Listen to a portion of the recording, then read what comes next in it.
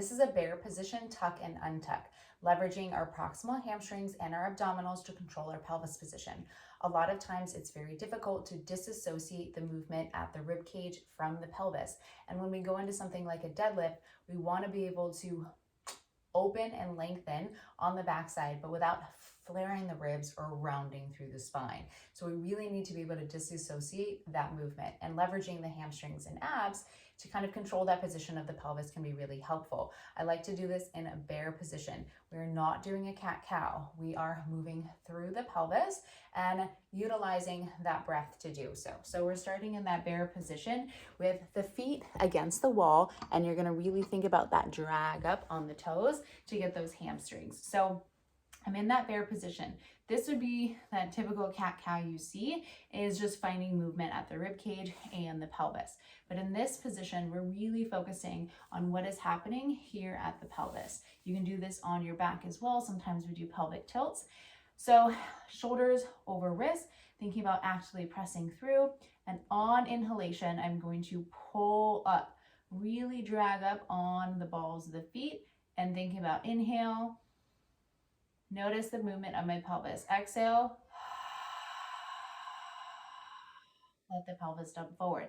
You're really working the abdominals and a lengthened position. So as you exhale and kind of allow the pelvis to come forward, you should feel those deep abs turn on with a nice long exhalation.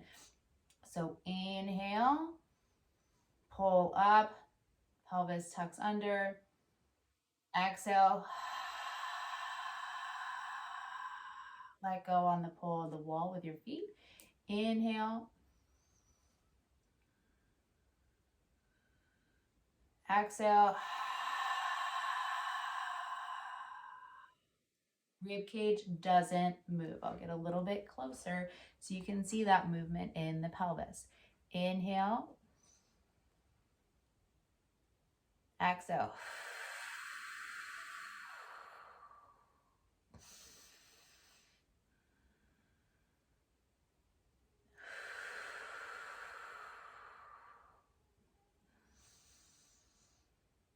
Drag up, utilizing the hamstrings. Exhale.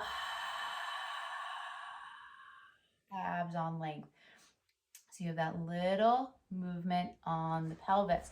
You can see how you can do that in that supine position and just moving that pelvis back and forth. But I like to do this in the bear position because it's a lot easier to sense those hamstrings, to feel those deep abs when you allow that exhalation on length to happen in the abdominals. Give this a try, and this is a really important skill to be able to do in order to translate to your deadlift and other movements.